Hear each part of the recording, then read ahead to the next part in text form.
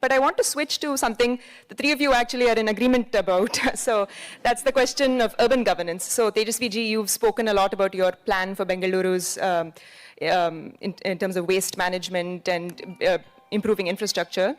Annamalai ji, you've spoken a lot about the management of flooding specifically in Tamil Nadu and some of the policies you disagree with on that track. And Shashi Tharoor ji, you've spoken a lot about air quality in India, and I'm sure that's a concern for many, young citizens who are here who want to go back to India and work for the country.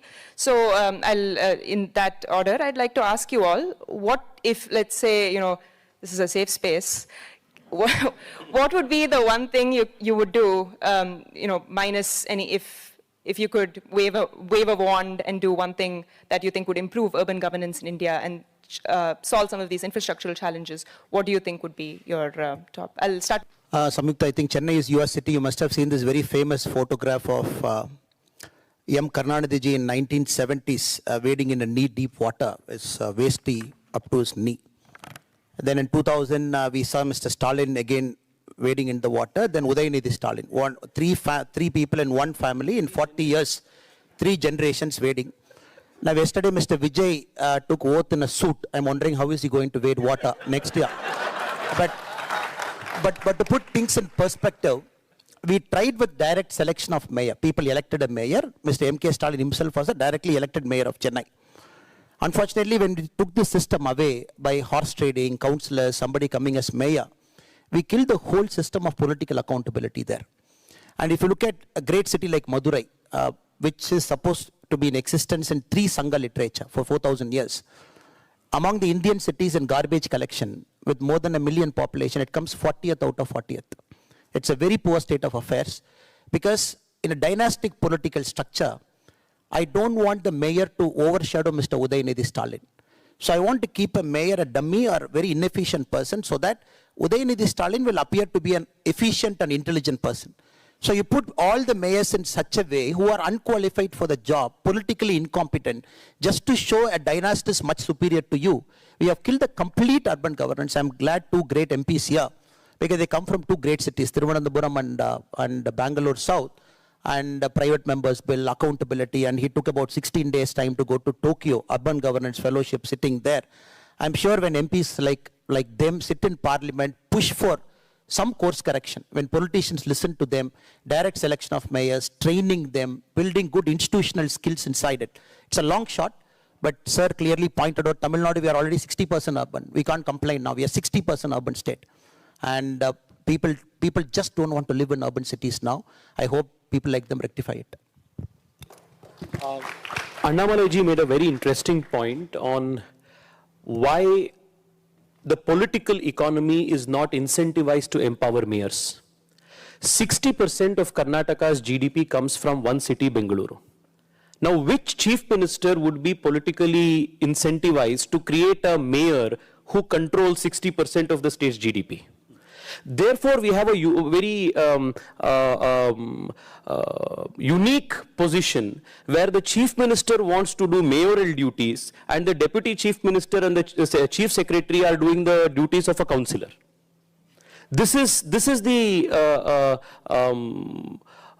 reversal that we are focusing on. And while we speak about 60% urban in Tamil Nadu, we have had this conversation many times. He has educated me on how Tamil Nadu has an industrial belt starting from Salem, Coimbatore, all the way to Tirupur. It's a state that has multiple economic clusters. Whereas in the case of Bengaluru in Karnataka, you take away Bengaluru out of Karnataka, then 60% of your GDP is gone. But the chief minister, instead of increasing the pie, by actually focusing industries and growth in North Karnataka, in Kalyan Karnataka, the Hyderabad, Mumbai Karnataka, from where there is large-scale migration of young people towards Bengaluru, he is now focusing his main responsibilities like the mayor of Bengaluru, because of lack of political devolution of power. But while we are here, we must acknowledge, I thanked Arvind Panagaria ji earlier as well, in the 16th Finance Commission, he has recommended devolution of funds to cities that have 1 million plus populations, higher than ever done before in India's history. So that is going to create a lot of capital and make 1 million plus population cities in India much more livable. Thank you all. I now may be switching a little more to the economic philosophies.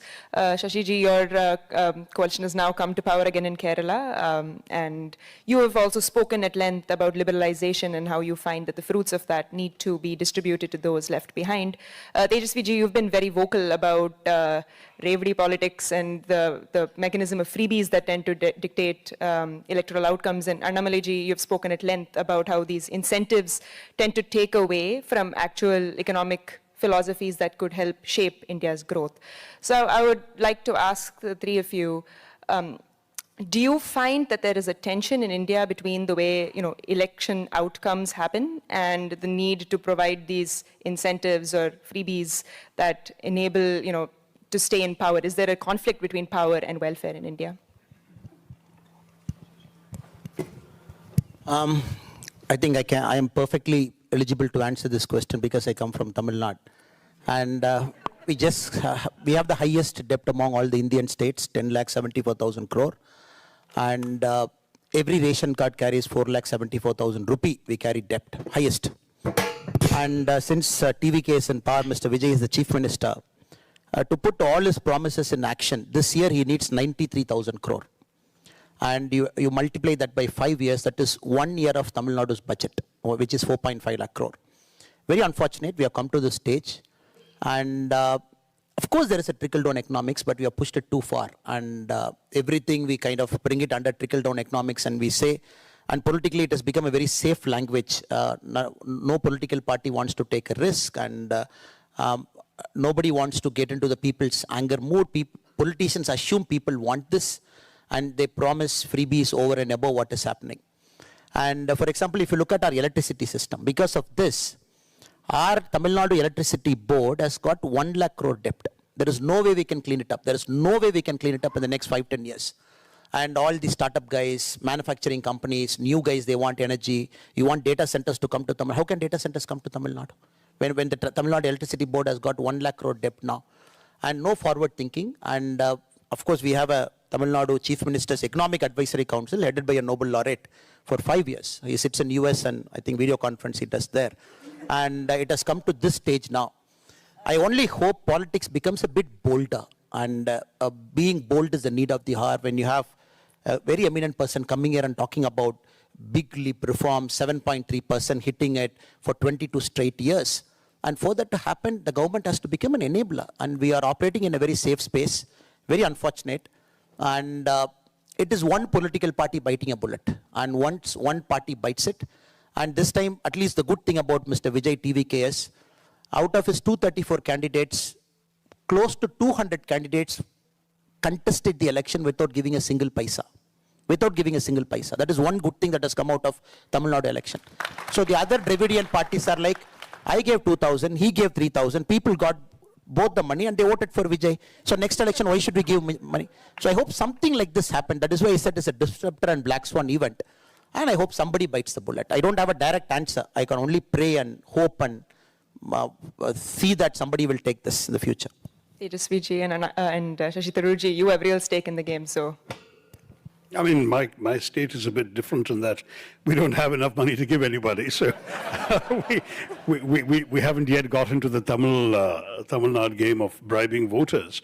And the Tamil Nadu game is quite creative. I heard about one by-election where the candidate actually distributed substantial sums of money by cutting currency notes in half and said, I'll give you the other half when I win. And he won. So it works. You know that story, Annamalai. So, I mean, this is Tamil Nadu, but Kerala is a bit different. I will say, however,